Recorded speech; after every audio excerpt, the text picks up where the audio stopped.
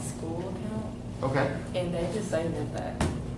Once I graduated, like, they disabled my school. Oh, you mean your high school account? Yeah, Okay, so it's like, this is the only one that I had that I saved into another.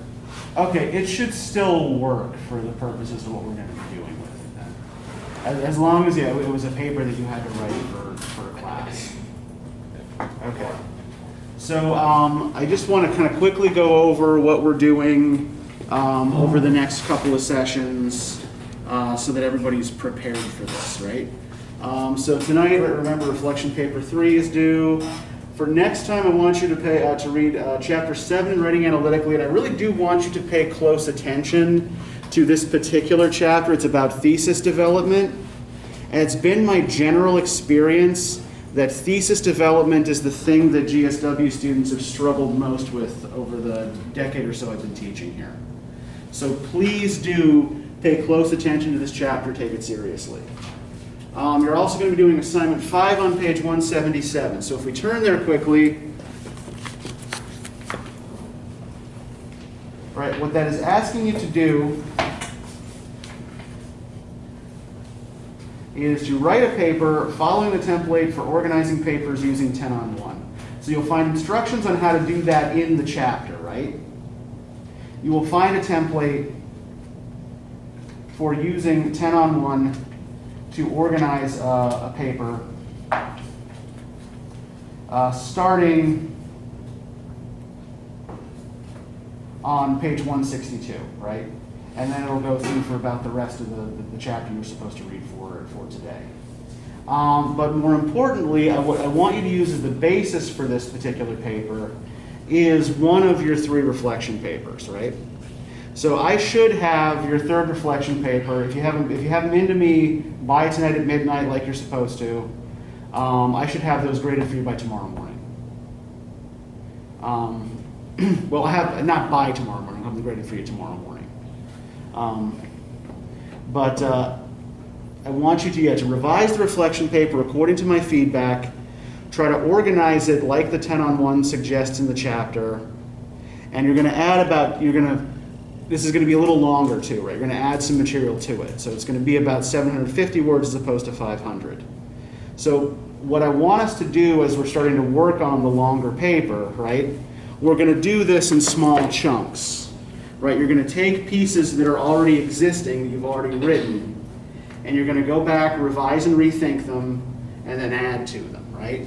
So you're not going to be creating anything from scratch as we're working on the longer paper. And what I hope this will do is reduce the amount of stress you feel about doing 1,000 to 1,500 word paper, right? Right. Remember that you're not generating this from nothing, right? You're generating this out of work you've already done in class. So does anybody have any questions for me?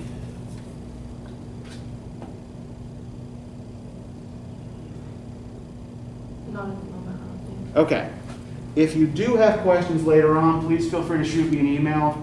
And I also want to say too, I want to reiterate that I'm happy to look over stuff for people, right? I know that there's at least one person in this room who habitually submits things about 2 days early, right? You could absolutely email me and ask for feedback before you submit it, right?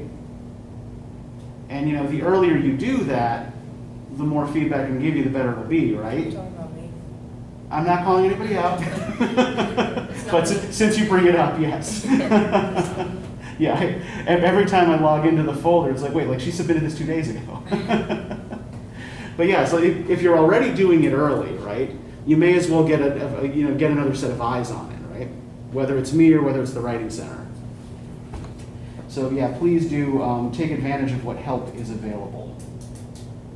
Okay, so if there is nothing else, and I imagine there isn't. Can we go over how the Writing Center works? Because I went in and I was like, I don't even know. what do I need to do to go to the Writing Center? And they were just like, it's over there. And I'm like, that doesn't tell me anything. Do we sign up for it, or do we just go? That's a good question. They changed procedures when Dr. Dave took it over from Dr. DePaula.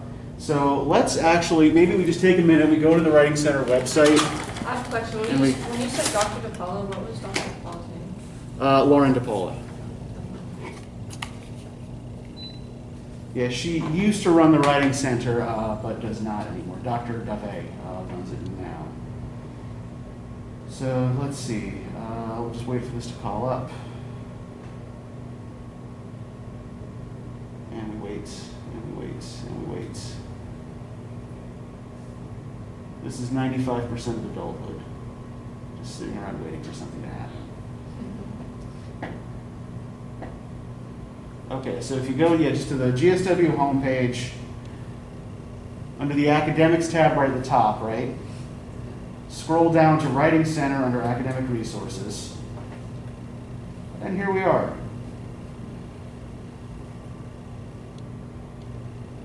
Okay, so students must have an appointment to meet with a writing consultant at the Writing Center. Okay, so that has changed, and I think it probably changed because of the pandemic.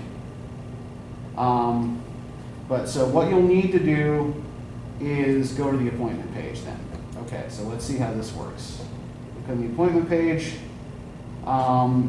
If you have not been before, you'll have to register for an account. Otherwise, you can log in with your email and password. Okay, yeah, so it looks like you do have to make an appointment in order to, and you go through this process to do it. Does everybody know where to find it, though? Is it in Canyon Central? They're No, not it's in in the Kane Center. They're in the library. Okay. Yeah. You walk in and Yeah. someone's to the left. They are not where other tutoring services are. Yeah, if you just go all the way to the back, like go to the computer bank at the back of the library. If you just walk straight from the front doors, and then it's to the left of that. So yeah, but I guess you would have to make an appointment first. Thank you. Yeah, no problem.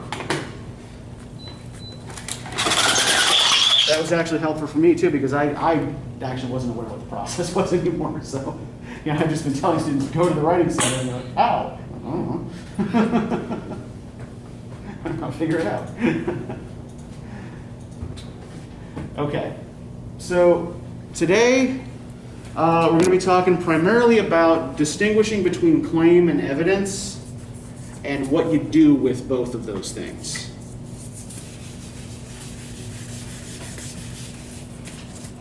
So let's start with basic definitions here.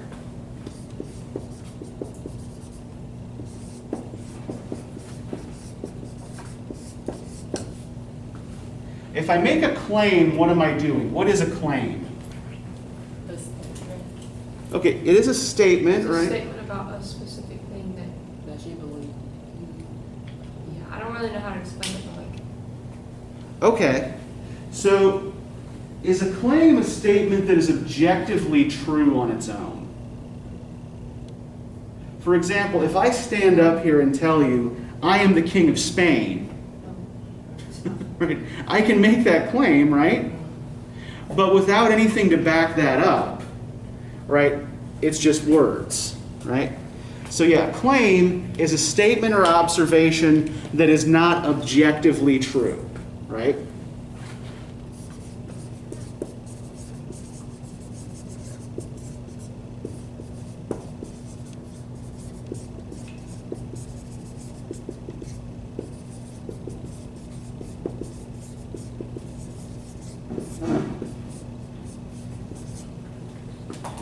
So then what is evidence?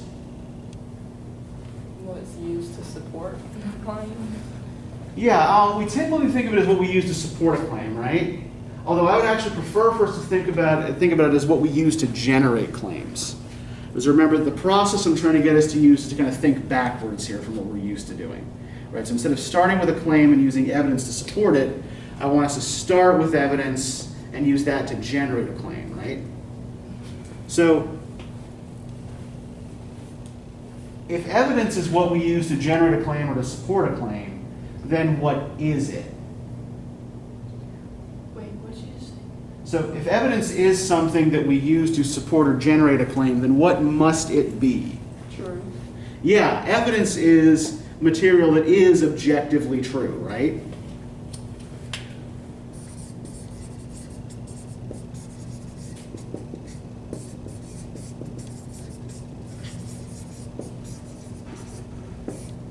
One helpful way to make this distinction, if you could look something up to verify it, it falls under evidence, right? If I could, like go to primary documents or an encyclopedia or whatever and check up on whether something is true or not, it's evidence. If not, then it's probably a claim, right? So evidence is always going to be verifiable. Is a claim kind of like your opinion? Opinion's not a word I generally like to use, but it's probably helpful to think of a claim as an interpretation.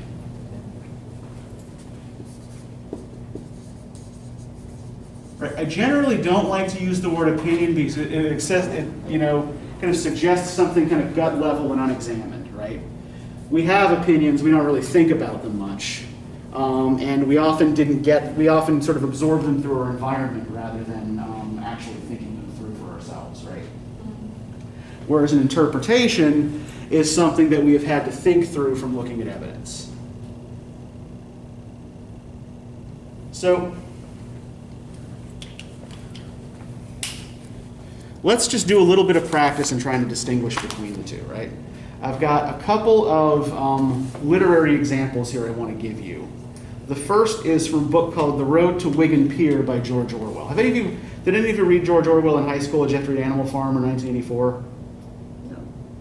Wait, Animal Farm? Yeah. Yeah, I think I remember reading that in high school. Okay, yeah. I remember it being assigned. Like with the animals talking to each other and stuff like that. Yeah, the animals take over the farm, Yeah, I'm and pretty sure I read that. the pigs are in charge, and they keep changing the rules. Yeah.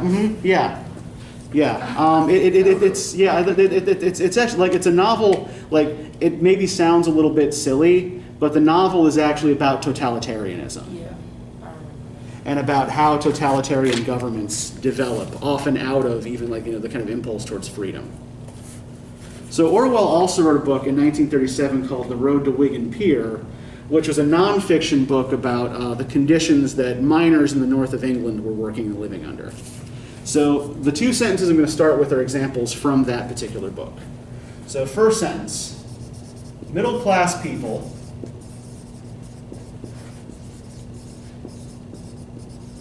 are fond of saying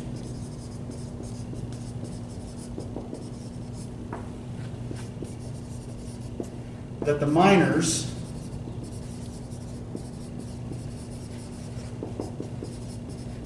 wouldn't wash themselves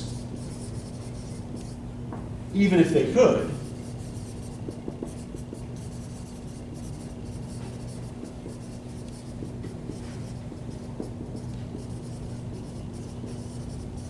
but this is nonsense. Second sentence. Where pithead baths, that is baths that are right at the mine,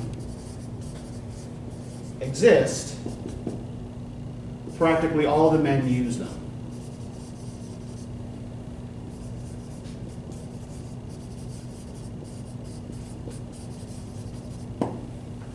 Which is the claim and which is evidence?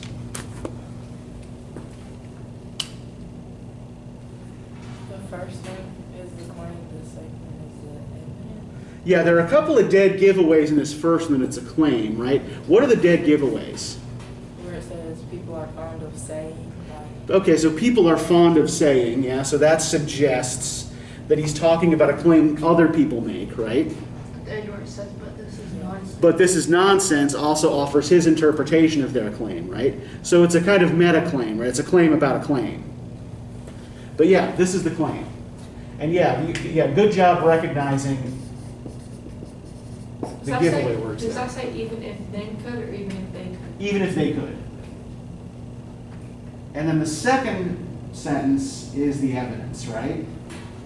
This is something that you could probably actually look up, right? Okay, if you look up, which mining operations in the north of England had pithead baths, right? Were they used or not? Right, so yeah, so this is evidence. Because even if it would take some digging and some research, right, it is basically verifiable. Okay, second example I'm going to give you is from a famous essay in art criticism by the German scholar Walter Benjamin. It's called The Work of Art in the Age of Mechanical Reproduction. And what Benjamin was writing about was the way our feelings and our attitudes towards art change when we can make basically infinite reproductions of a work of art using machines, right? As opposed to the work of art being a kind of single creation, that hangs in some rich person's house or in a museum, right? So, first sentence, the Greeks knew only two ways, or no, two procedures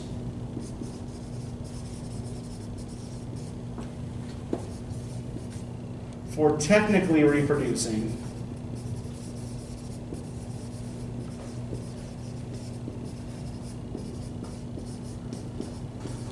works of art. Founding and stamping. Right, both procedures done by hand. The second sentence, mechanical reproduction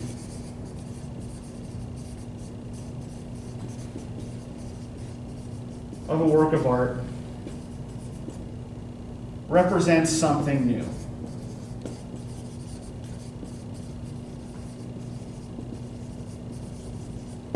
First, Why would you say the first one is the claim? I think the first one is evidence.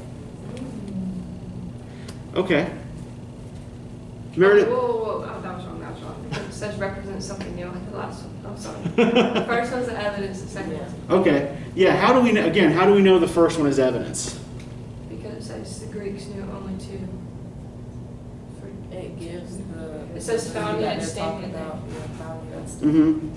Yeah, so essentially what this does is state a fact, right? And whether this fact is true or not, right, it's still something we could look up and verify. And then the claim follows from the evidence, right? Okay, because the Greeks only knew how to do these two things to reproduce a work of art, right? Then mechanical reproduction, right, making art by machine or reproducing art by machine must be something new, right? Because the ancients didn't do it. All right, good. So one more, and then we're going to turn to what y'all brought with you.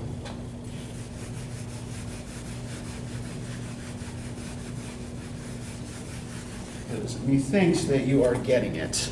Okay. So these next two come from a book by the French psychoanalyst and social critic Frantz Fanon. The book is called Black Skin, White Masks, and it's about the effects of colonialization on indigenous peoples, mostly in Africa, particularly the French colonial system. So Fanon writes that in the French colonial army,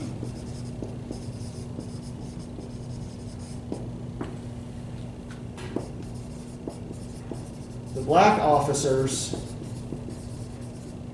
served first of all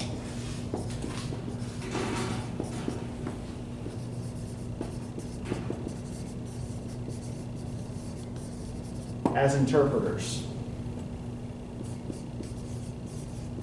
The colonized is elevated above his status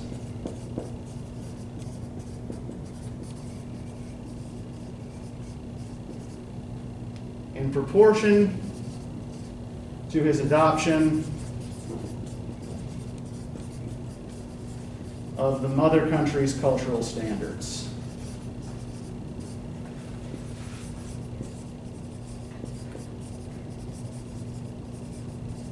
All right, so which of these is a fact that you could look up, and which of these is an interpretation of a fact?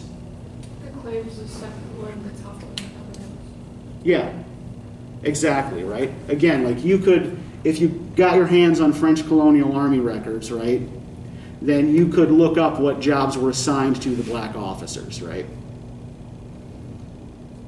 And this, yeah, is Fanon's interpretation of the fact that black officers in the Army were usually given the job of interpreting for white officers, right?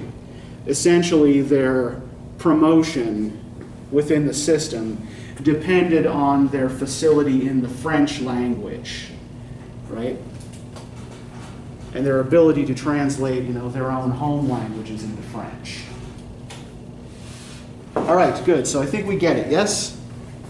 All right, so what I'd like y'all to do now is take the sample that you brought, turn to page 151 in Writing Analytically, and you're going to do the try this exercise 6.1 there, right? So you're going to be looking through about 2 paragraphs of your paper, distinguishing claim from evidence, and trying to see kind of what the ratio is in your average paragraph between claim and evidence. So go ahead, get started, take your time.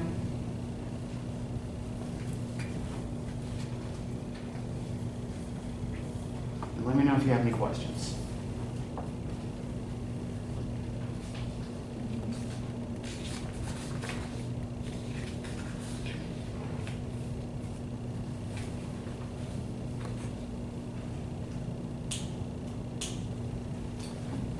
Are you turning this in? No.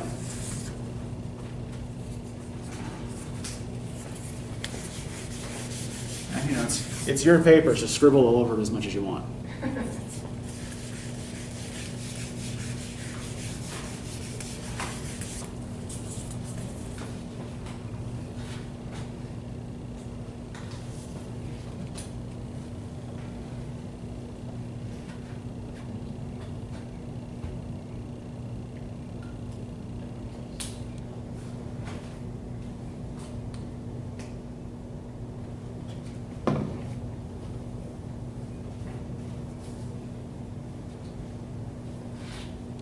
Can I use one of those paper towels? Oh, yeah, sure.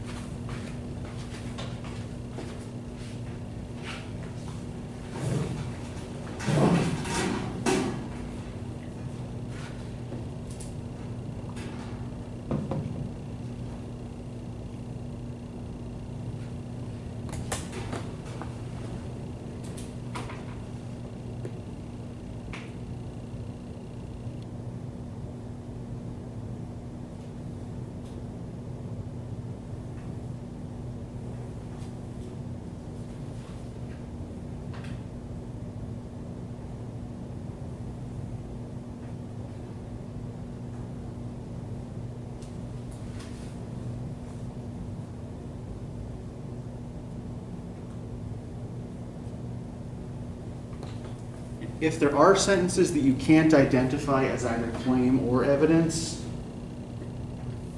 then mark them, and we'll come back to that later, and we'll explain what might be going on there a little later.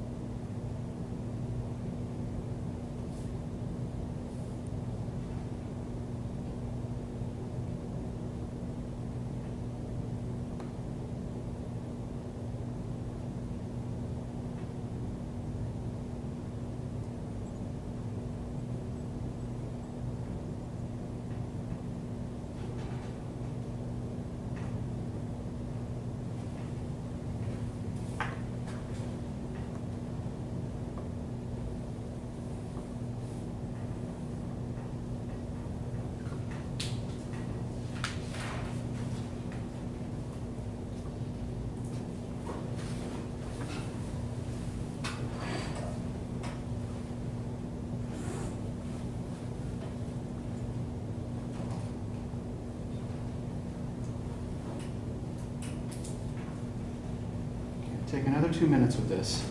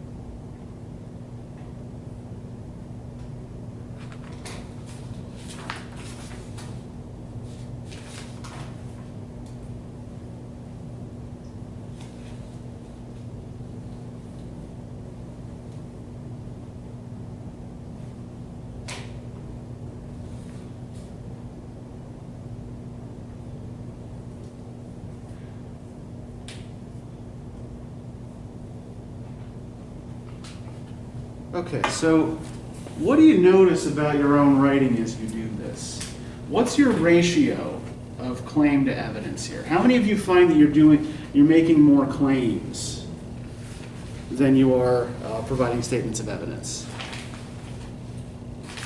You find you're making more claims, Carmen?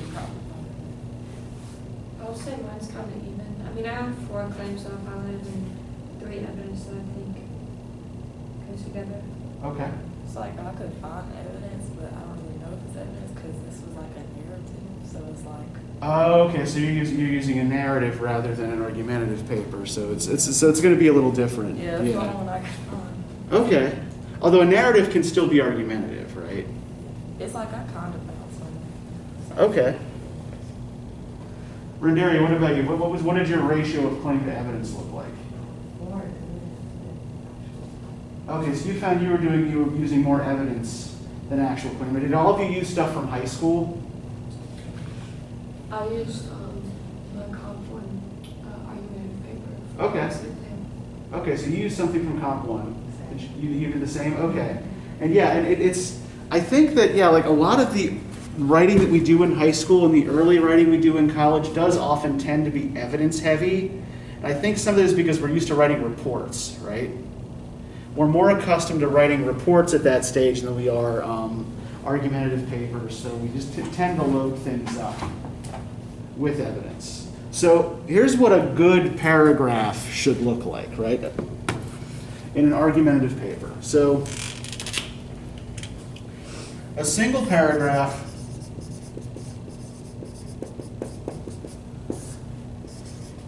should be roughly half a double-spaced page long, give or take, right? If it's a lot longer than that, you're probably trying to cram too many ideas in at once, and you might want to find places to try to split it up. If it's too short, right, if it's shorter than that significantly, then you're not doing enough, right? So this paragraph should include, right, a topic sentence that ties what you're doing in this paragraph back to the last one, right? This is what I'm going to talk about in this paragraph, and this is how it's connected to what I did before, right? It should include one major claim,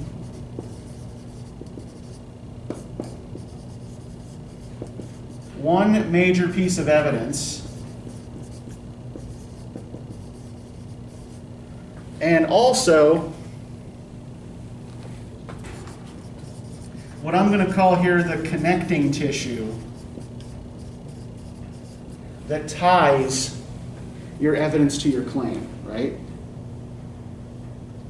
Because is it always going to be clear and obvious how the evidence and the claim are connected to each other? No. Yeah, so if you just stick write the claim and then give me the evidence and don't explain what you take the evidence to mean, right?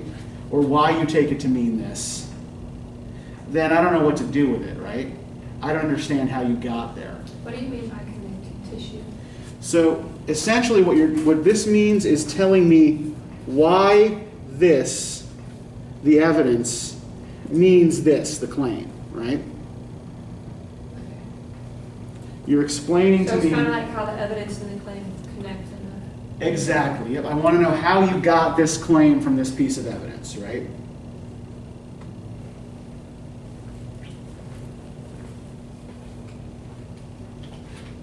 And thinking about this in terms of content, if not necessarily in terms of order all the time, right? This will help you write a good, well-balanced paragraph. Now, sometimes there are things that we use to sort of get back to this whole connecting tissue issue, right? Sometimes we will try to stretch evidence further than it can go, right? Or use evidence to make claims that it can't support. So you always have to make sure that the evidence that you're using is sufficient for the claim that you're trying to make, right? To give you an example, and this is from a student paper from long ago. The student graduated years ago and has given me permission to use this example. So he was writing a paper about gun violence and gun laws. And one of the claims he made was that allowing more people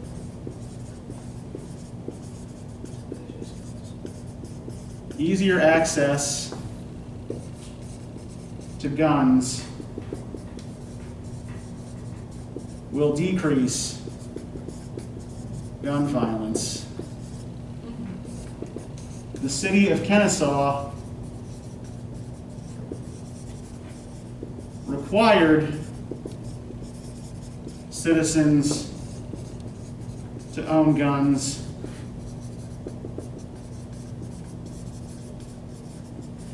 and it worked out great. So in his formulation here, in his thinking, what's the claim and what's the evidence? The claim is allowing more people easier access to guns will decrease gun violence. Yeah, this is the claim that he's making, right?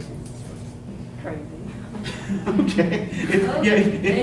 It actually does seem counterintuitive, based on most of what we actually know about gun violence, right? But what's, regardless of what the actual argument is here and whether or not we agree with it, what's problematic about the evidence that he chooses here and the claim he's using it to make?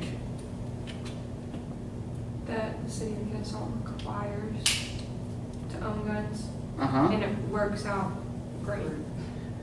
Yeah. Yeah, I mean, he's not making any clear, like he's assuming a connection between these two things, right? But not explaining that connection and assuming simply that the fact that a city required citizens to own guns, right, means that allowing more people easier access to guns decreases gun violence. If he actually wanted to make this case, what would be the evidence he would need to do that? What would he actually need to look at? Probably like the rates of people that, like, just look at the different rates, like, of areas that do, like, allow more people to own guns, and like look at the areas that don't and compare them. Okay, yeah, you could compare areas where gun ownership is high to areas where gun ownership is low and compare rates of gun violence there, right? That's one thing you could do, right? Even if you want to stick with the city of Kennesaw example here, though, right? I would say you could look at like the people that like own guns, like their background. Okay. Yeah, I'll look at that, although there might even be easier ways to do that, though, right? Mm-hmm. Than, looking at individuals' backgrounds. What could you do just kind of with aggregate data? Look at the state as a whole. Look at the state as a whole. Yeah, does Kennesaw have a significantly different rate of gun violence, a significantly lower gun violence rate in the state as a whole? Good. You could also look at before and after, right? did rates of gun violence change after this law was passed, right? And if rates of violent crime did go down, were there other possible explanations for it? So he would actually have to do a lot more work, right? And dig up a lot more evidence to make this kind of claim. You know, I remember like once I pointed this out to the student, he was like, oh yeah, that actually completely makes sense. And he ended up writing about something else. But so yeah, so what I'm going to show you now is a method of argumentation that is designed to help you connect your claim and your evidence logically, right? So this is called the Toolman Model of Argumentation. It's developed by a British philosopher of language named Stephen Toolman. And Toolman's full model of argumentation is pretty complex. There are about like 8 or 9 parts to it. We're only going to focus on 3, right? For our purposes, a simplified model is going to be sufficient. So Toolman's terminology is overall pretty similar to the textbooks, right? He still uses the word claim to refer to, you know, your interpretation of a particular fact or state of affairs. I have a question. Yeah. You know how like there's like your counterclaim and like your claim? Isn't like your claim like in your argumentative essay like your thesis? The thesis is kind of the master claim for the whole paper, right? Okay, The then thesis. Then how do you like input your counterclaim? Like doesn't that go like after your thesis? You don't actually have to do a counterclaim at all. Really? Yeah, it's not required that you do a counterclaim. What you do need to do is take into account contradictory evidence, right, and figure out how to deal with that in terms of your thesis. We'll talk in more detail about that next time when we talk about thesis development.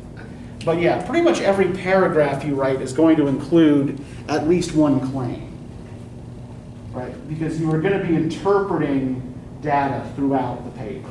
And this is like not, this is one of the reasons why I wanted you to bring papers from other classes, that like this is not just something you'll do in English, right? This is something you'll do in pretty much anything else that you're studying as well. So yeah, so claim in Toolman's model remains more or less the same, right?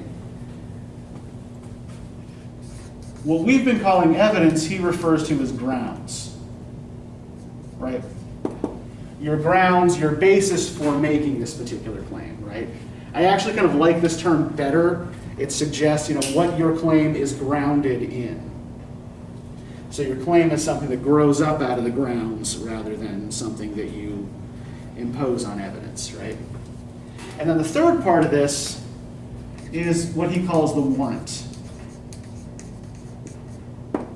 And the warrant is your justification for connecting these two, right? So to give you an example, a very, very simple example, if I make the claim that I am a U.S. citizen, and my grounds for making this claim is that I was born in Pennsylvania,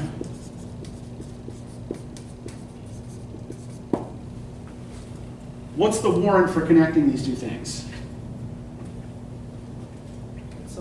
Pennsylvania's located in the US. Yeah, Pennsylvania's in the U.S., right?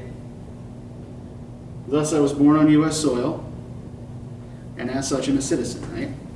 So the warrant here, to boil it down to simplicity, right, is that anyone born on U.S. soil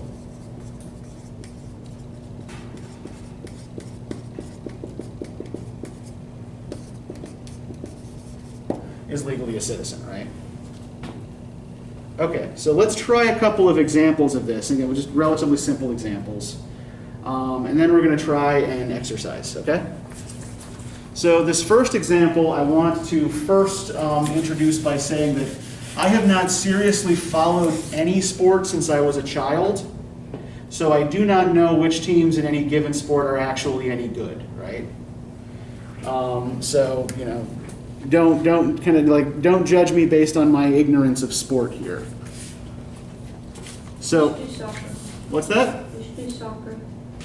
I should use soccer as an example, or I should play soccer? You should use soccer as an example. Well, I've already written the example, and I used baseball, so. Because I remember the Detroit Tigers, which were my dad's team, being really good when I was a kid in the 80s. So, I'm going to say here, my claim is going to be the Tigers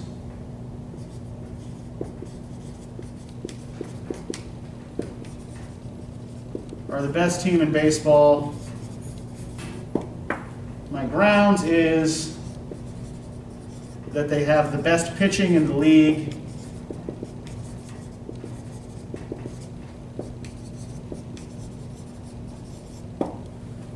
And what would be my warrant for connecting these two things? How does this ground support this claim? Having good pitching leads to a better baseball team. Yeah, essentially the warrant would be that pitching is the most important element of baseball, right? That would be at least the logic that I'm using here.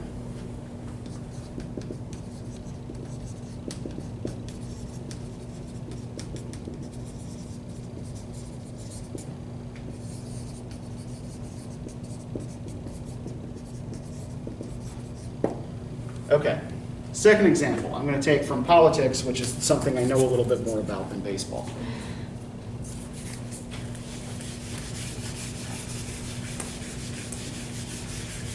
I will confess that, as the Brits say, I know absolutely fuck all about baseball.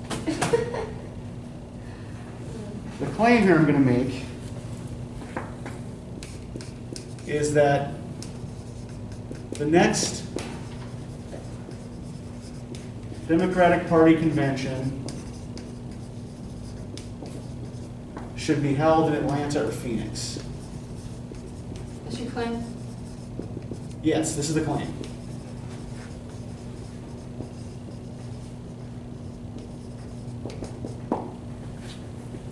My grounds for this is that the Democrats won both of these states narrowly.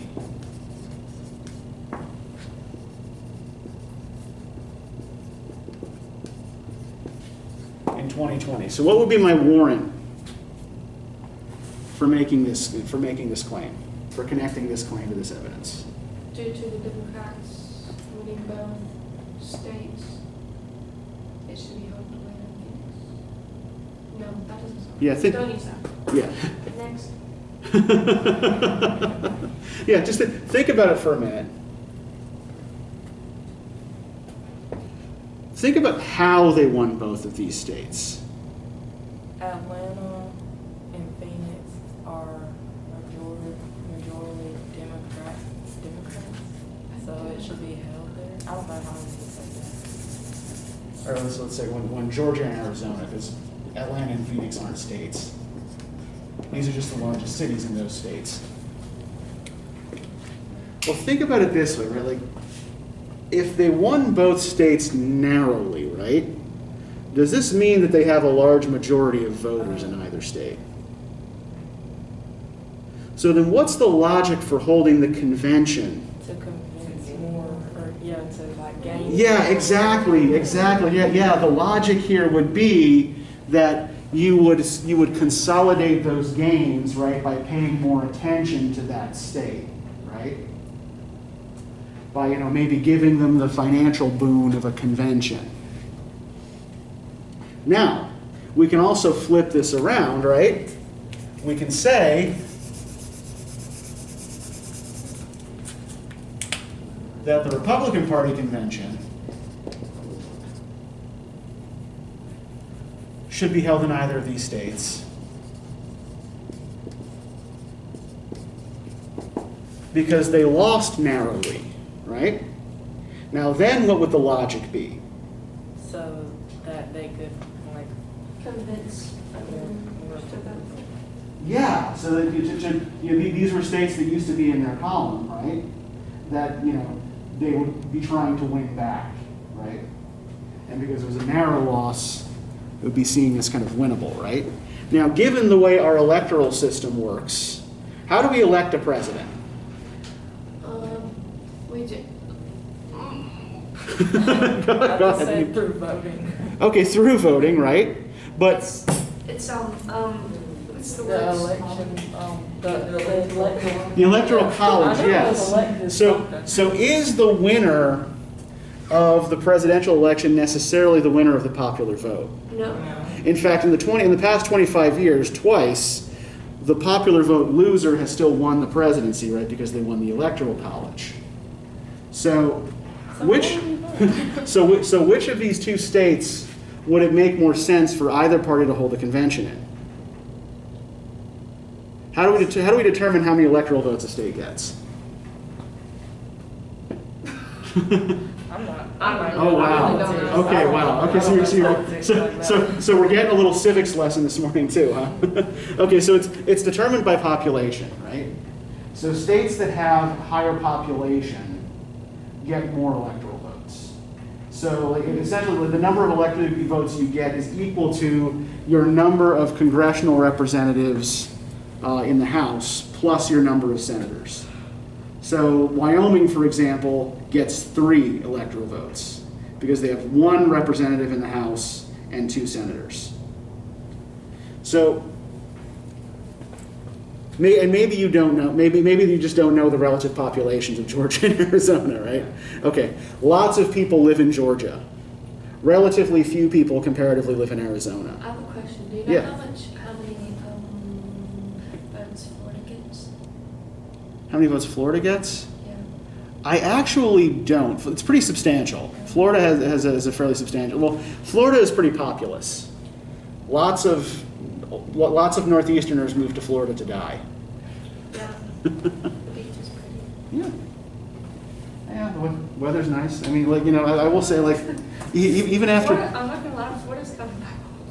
And like it's sunny and it's rain. Sunny. Mhm. Oh, we're gonna Yeah. go out today? No, it's storming. I will say, like, you know, after living here for, you know, a decade now, I never want to live anywhere cold again. It's cold here. No. Yes. Okay. Listen. Compared to I am Cold- from cold. Florida. Cold is relative. Okay, I grew up in the mountains in Pennsylvania. Right now, my mother and my sister are wearing parkas. Okay, it's. I mean, I lived in West Virginia for like 9 years of my life, and I like to play in the snow, but it's probably because I was young. Yeah. Well, because when you're But now, like, yeah, snow- when you're an adult, Sorry. snow becomes something that you have to do something about, and that's the big difference. Okay, so here's what I'd like us to do now. I'm going to give you all a handout, and there is a set of pieces of evidence Thank you. related to sort of housing and property and zoning on this handout. So what I would like you to do now, so we're going to practice using data to try to generate claims, right? So first of all, what I want you to do is just go through and look for, it's on 2 sides, yep, and look for patterns, right? Look for strands that run through all of these, look for binaries. And think about ways that you can connect different pieces of evidence here. Like connect them to each other? Connect them to each other, yep. Yep, you're looking for points of connection.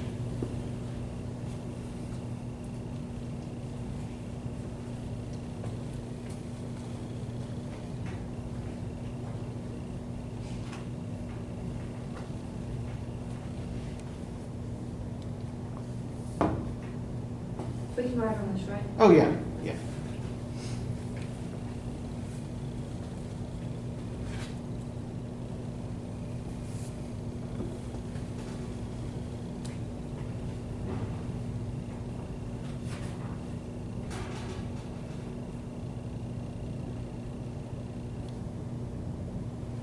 Is this source, where it says source James Kunstler, is that evidence also? No, that's just where I got all this data from. Thank Right, you. just, you know, modeling, I'm just modeling good behavior Just there, right?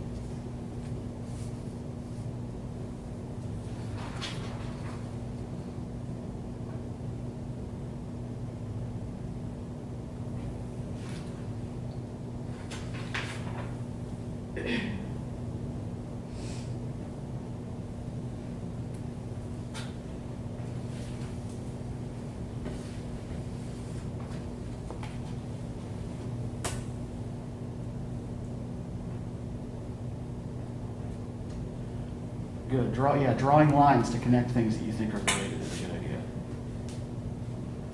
I numbered mine. Is that bad? Pardon? That's how I numbered mine. That's anything you're doing to note where you see connections is good. Like whatever helps you visually make those connections. All of them have a connection with one of them, right? Yep. Or multiple? Often multiple. Yep. I think I do.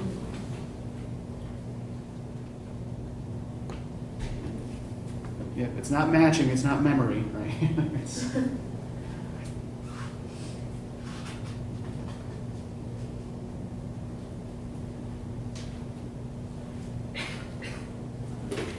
there are one or two that might seem a little odd or out of place on the surface, but they are still connected.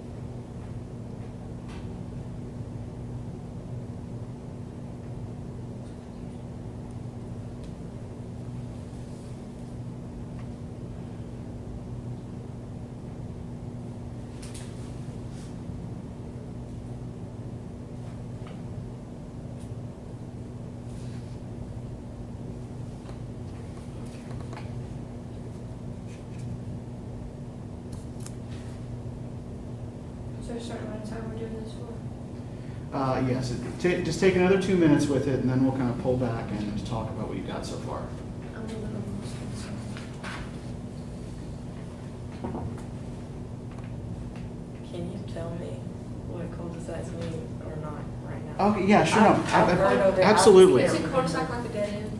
Kind of, yeah. That's certainly the way I like to think of it. So a cul-de-sac is a neighborhood that's kind of shaped like a circle with only one way in and out. There are many of those in my hometown. Hey, that's what I live in. They're everywhere. That's what I grew. That's what I live in. That's what I grew Oh up my in. That's God. what a lot of us live in. Yep. That's where I didn't know this. Yep. Yeah, cul-de-sac in French literally means the end of a bag. Really? Yep. I didn't know that. There's a future person on my team.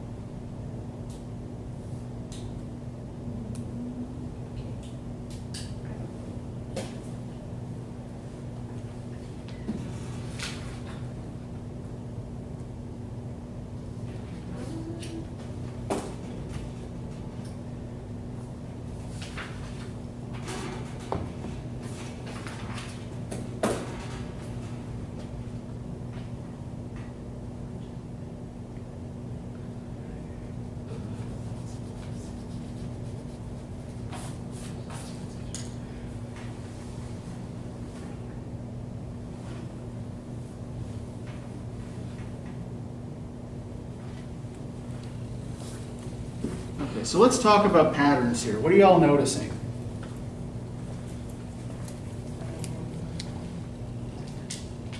let's start with things that seem to repeat. What sorts of elements seem to repeat across different? I would say there's a bunch of like suburban, Okay.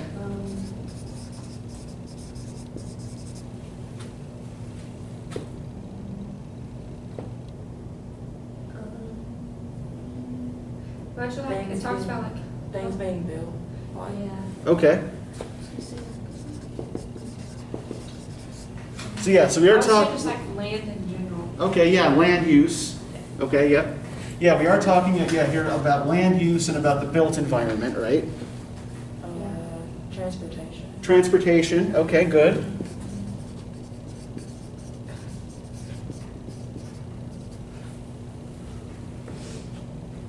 What else are you noticing?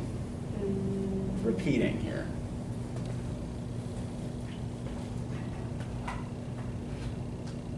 It's also, it says America and like an American, like in every single one. Okay, so yeah, we're clearly solely talking about the U.S. here, right? Okay, yeah, all right.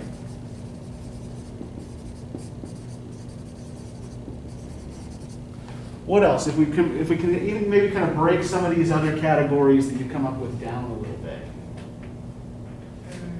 Retail and like commercial. You know. Okay, so yeah, when we're talking about land use, right? We are talking about different zoning uses, right? Different land uses. We got retail, commercial, I also think like, and residential. never mind. No, go ahead. I was gonna say like, it says public transportation, and it's like it rarely offers it, so Mm-hmm. there's not gonna be like much parking for like residential people. Like, Okay. Don't use that, I just confused myself. Well, I think we're thinking about the right kinds of things. We're thinking about cars and we're thinking about transit and public transportation, right? There seems to be a difference here, like a kind of like, Cause it's like, in Mhm. 9, it says Atlantic City Boardwalk cars are not permitted. yeah, Including the parks like Disney World and stuff like that. yeah, So but, like, mhm, the transportation is gonna be public transportation, but not all. Sure. will have yeah. transportation. So if we think about like Disney World and the boardwalk, right? Like what do those places have in common? Tourists. Yeah, tourists, yeah, they're tourists. They're places where people go on vacation, right? So I think we've got a binary there right now. It's like vacation versus where we live, right? Where we vacation versus where we live. And what don't we seem to want where we vacation? Um, That seems to be pretty pervasive where we live. Like cars. Yeah, cars are banned in the kinds of places where we like to vacation, right? We don't want cars around. And yet, what do we notice about the neighborhoods that we actually live in? They rarely offer. There's almost never public transportation, right? Yeah. So what does that mean about how you get around? You gonna be on your feet. You got a car, right? Because you often can't walk in those places either. Wait, what? Yeah, if you look You at, said you have to have a car? yeah, if you look on number 4 here, right? So we look at older American towns and I cities, read right? this one. Yeah. So even if you look at like we can even use Americus as an example, right? If you look at the central part of Americus, the oldest part of town, right? It's a walkable grid basically, right? There are sidewalks. There are multiple paths you can walk to get to the same place, right? If you live in one of these cul-de-sacs, however, right? Like I did growing up, and like many of us did, right? There's only one way in and out, right? And usually what it empties out onto is a feeder road that goes to the highway. So walking is usually kind of impractical if you live in a suburban cul-de-sac, right? Because the only thing that's going to be in your cul-de-sac is other houses. So if you need to get to work or to school or to go to the store or whatever, right? You're going to have to drive, especially if there's no public transit. Is that for like all cul-de-sacs or just hypothetically speaking? That's the way the majority of suburban cul-de-sacs work. Because again, like if we look at the last point here, right? The last piece of data here. Right, we know that people in suburban neighborhoods often, but not always, oppose the building of new housing units, schools, hospitals, or retail centers near their homes, right? I'm going to introduce you to two terms that are common in planning discourse, or urban planning discourse, right? The first is NIMBY, and the second is banana. Okay. Now, you might have heard the term NIMBY before. Does anybody know what NIMBY means? I've heard of it. I've heard it, yeah. Okay, yeah, you hear it a lot. You've been hearing it a lot more lately as well, as people like talk about, you know, the kind of the current crisis in affordable housing in this country, right? NIMBY means not in my backyard. So a NIMBY is someone who doesn't necessarily oppose the building of new stuff. They just don't want it built near them, Oh, right? okay. Banana is the NIMBY's bigger, nastier older brother. Banana stands for build absolutely nothing anywhere near anything. And one of the reasons why NIMBYs and bananas are relatively common, especially in the suburbs, right? Again, if we look at the way this kind of neighborhood is designed, right? What happens as everybody's trying to get out onto this feeder road? It gets clogged. It gets clogged, right? Traffic is bad because there aren't enough exits, right? There aren't enough places for traffic to flow out. So, if you build something that's going to attract people, like a retail center or a hospital or a school, near this neighborhood, what's going to happen?